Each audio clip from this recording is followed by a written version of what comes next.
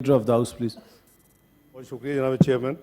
मैं समझता हूँ कि मेरे मोअज़्ज़ज़ रुकन ने बड़ा वैलिड सेंसस के हवाले से एक इशू उठाया है और on behalf of the government I want to just give clarification. अगर आपको याद हो जनाब चेयरमैन, तो 2017 का जो सेंसस था वो इसी तरह बहुत ज़्यादा पैसा खर्च भी हुआ, सारा काम भी हुआ, लेकिन देवर सीरियस रिजर्वेशंस ऑफ मुझे याद है बलोचिस्तान, सिंध और even from partly from southern Punjab. तो उस वक्त एक एक्सेप्शन क्रिएट की गई और चूँकि फिर 2018 के इलेक्शन मुमकिन नहीं थे उस सेंसस इतना खर्चा करने के बावजूद, लेकिन चूँकि खर्चा भी हो चुका था, सेंसस के ऊपर सीरियस ऑब्जेक्शंस थी, एक एक घर में 200 घर 200 लोग रजिस्टर्ड हुए थे। मुझे याद है अच्छी तरह, ये काउंसिल ऑफ कॉमन इंटरेस्ट में बड़ा डिबेट हुआ और इवेंचुअली ये फैसला किया गया कि आइन में तरमीम लाई जाए। और फिर आइन में तरमीम लाई गई कि जो आने वाला इलेक्शन है उसके ऊपर ये आर्टिकल लागू नहीं होगा। उसमें एक यानी एक्सेप्शन क्रिएट की गई। मेरे मोअज़्ज़ज़ साथी का जो है इशूज़ बिल्कुल रेलेवेंट है। मैं समझता हूँ कि अभी तो हमें रिविजिट करना चाहिए। ये सेंसस 1973 के आइन के बेसिस पे है। आज यानी इलेक्ट्रॉनिक दुनिया है, नादरा कनेक्टेड है, सब कुछ है। We should evolve a system whereby ये सिस्टम ऑटोमेटिकली अपडेट होता जाए और हम ये अरबों जो पाकिस्तान अफोर्ड नहीं कर सकता कि 35 अरब का खर्चा करके इस चीज़ को करें, तो उसकी ज़रूरत नहीं होनी चाहिए। This is my humble opinion. ये obviously expert will look into this, जो भी IT और एक्सपर्ट्स हैं। लेकिन 73 के बाद अब मैं समझता हूँ कि सेंसस का कोई और मॉडर्न टेक्नोलॉजी, और अगर आइन में तरमीम की ज़रूरत है, अगर 2017 में हम आइन में तरमीम कर सकते हैं प्रोवाइजो ला के इस इलेक्शन में 2018 में अब ये एप्लीकेबल नहीं होगी ये आर्टिकल, तो फिर हम अब भी उसको अकॉर्डिंगली चेंज कर सकते हैं। लेकिन इनके जो भी ग्रीवेंसेज होंगे, मुझे खदशा है। देखिए, एक बात ये भी हो रही है, अभी चूँकि बात हो रही है तो अभी इलेक्शन के जो अभी पूरे का पूरा प्रोसेस चल रहा है सुप्रीम कोर्ट में, तो उसके one of the major reason कि जी अगर अब 2 असम्बलियों के इलेक्शंस होते हैं तो वो तो होंगे पुराने सेंसस के ऊपर, पुरानी हल्कों बंदियों के ऊपर।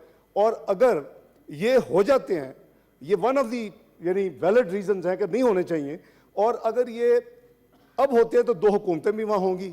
आपका दूसरा जो 18वीं तरमीम का एक बहुत बड़ी यानी क्रेडिट लिया जाता था ट्रांसपेरेंसी के हवाले से और independent free and fair election के हवाले से, वो था कि तमाम मुल्क में एक ही वक्त इलेक्शन होंगे और केयर टेकर गवर्नमेंट्स होंगी।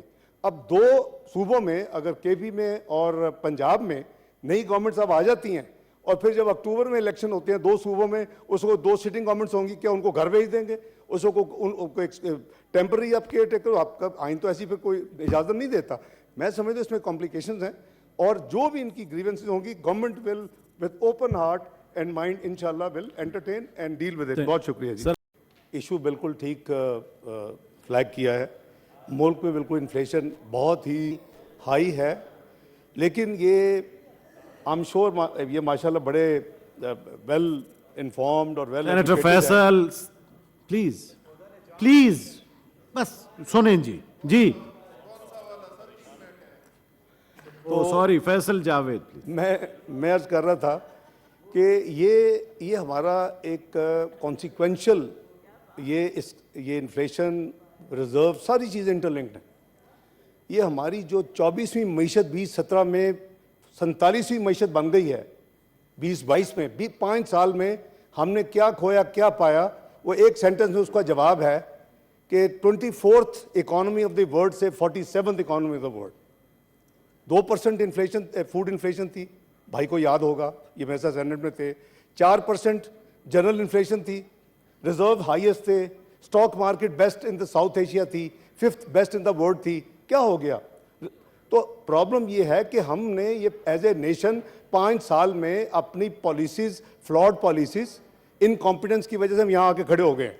अब इसके लिए कोई there is no quick fix. अब जहाँ तक रिजर्व्स का ताल्लुक है, अभी ऑलमोस्ट 11 महीने हो गए इस गवर्नमेंट को और मुझे तकरीबन 5 महीने हो गए जिम्मेदारी को। एक हमने इंटरनेशनल ऑब्लिगेशन को एक दिन के लिए बल्कि 1 घंटे के लिए भी डेफर नहीं किया। We have been making all the payments. लेकिन जो एक हालात, जो पाकिस्तान का एक इमेज बन गया है, जो हमने सॉवरन कमिटमेंट्स को ना सिर्फ इम्प्लीमेंट नहीं किया बल्कि हमने उसको रिवर्स कर दिया पिछले साल जाते जाते, तो उसका एक बहुत बड़ी कॉस्ट पाकिस्तान पे कर रहा है। और वो ये है कि आपके जो आप रीपेमेंट्स कर रहे हैं, मुझे पता है कि कौन सा मुल्क है जिसका एक्सटर्नल डेट जो है, चाहे अमेरिका की बैलेंस शीट उठा लें कि फिस्कल ईयर डे 1 पे उसका जो डेट है वो last day of the fiscal year में उससे कम है। पाकिस्तान का फिस्कल जो एक्सटर्नल डेट है एक्चुअली नीचे गया है। रीजन भाई, या तो आप जब पुराने कर्जे जो भी होते हैं पिछली हुकूमतों के वापस करते हैं, या वो रिन्यू फैसिलिटी हो जाती है। सब बिजनेसमैन माशाल्लाह, my colleague understand very well, तो वो आपको कुछ भी नहीं देना पड़ता, वो रिन्यू हो जाता है 1 साल के लिए। दूसरा होता है कि आप रोल ओवर करते हैं, आप पेमेंट कर देते हैं, लेकिन कुछ अरसे के बाद आपको वो पेमेंट फिर वो वापस बैंक फैसिलिटी दे देते, तो आपके रिजर्व दोबारा वो वापस आ जाती है। तीसरी कैटेगरी है कि कोई नए लेंडर से लेके आप पुराने को वापस कर देते और आपका वो डेट स्टॉक उधर ही रहता है। ये पाकिस्तान का डेट स्टॉक एक्चुअली 31 दिसंबर में इट हैज गॉन डाउन। उसकी वजह यह है कि $5 बिलियन अब apart from dividends and other करीबन 5 बिलियन की जो लाइबिलिटीज थी, उसको पेमेंट के बावजूद आपका जो कमर्शियल जो 5 बिलियन थे उसमें से चाइना, मिडल ईस्ट और वेस्टर्न जो बैंक्स थे उन्होंने वापस नहीं किया, ना रोल ओवर हुआ ना रिन्यू हुआ। जब चाइना ने इसको रियलाइज किया एंड वी सेड कि जी आप वेट किस चीज़ का कर रहे हैं, आप तो रोल ओवर करते थे 2, 3, 4 हफ्ते, तो उन्होंने, आपने पढ़ी होगी न्यूज़ कि China development bank and ICBC ने जो 2 बिलियन पाकिस्तान ने वापस किया था, इन प्रिंसिपल उन्होंने दोनों पॉलिसी अपना इसकी फैसिलिटीज़ को रिन्यू किया। चाइना डेवलपमेंट बैंक का पैसे वापस आए और उसके साथ आपके जो आईसीबीसी था उसने 1.3 बिलियन जो उसको पाकिस्तान ने वापस किया था, 500, 500, 300, तो वो 500 वापस आए, 300 भी आने। तो देखें, ये एक होलिस्टिक पिक्चर हम देखें। अब हम कोशिश कर रहे हैं कि ये रिजर्व, इस तंगी के बावजूद ये रिजर्व जो हैं पिछले 5 हफ्ते से उसमें आहिस्ता आहिस्ता बेहतरी आ रही है, लेकिन जब ये हमारा आईएमएफ का एग्रीमेंट क्लोज होगा, जो कि आई कांट से एनीथिंग, मैंने आगे भी कहा है, all technical discussions are over and it is the 7th and 8th review के ऊपर, और माजी में 6th रिव्यू मेरा ख्याल है, उस वक्त की जो कुछ फ्रेंडली कंट्रीज ने जो कमिटमेंट की थी, वो आईएमएफ इज सेइंग कि जी वो अपनी कमिटमेंट्स पूरी कर, which was a support to Pakistan adding reserve with State Bank of Pakistan deposit के जरिए 2 बिलियन 1 बिलियन।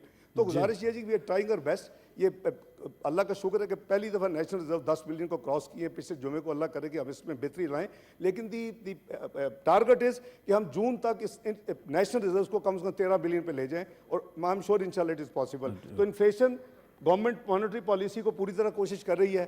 मैं I am most unhappy person, मैंने 5.5% पे इस मुल्क की पॉलिसी रेट छोड़ा था, पीएमएलएन ने 6.5% पे छोड़ा था, आज हम 20% पे हैं। My heart bleeds because no business can run at this rate. तो मैं समझता हूँ कि ये सही कह रहे हैं, लेकिन अब वो तबाही जो है ना, 24 आपने फिक्स क्या किया, 24 से 47 था, 47 से आप कहाँ लेके जाएंगे, 70 पे? खुदा का खौफ करें, इकोनॉमी को तबाह करके रख दिया। अभी आप यार वो बात कर रहे हैं, लेट्स बी ऑनेस्ट, इकोनॉमी पे सियासत बंद कर दे हम।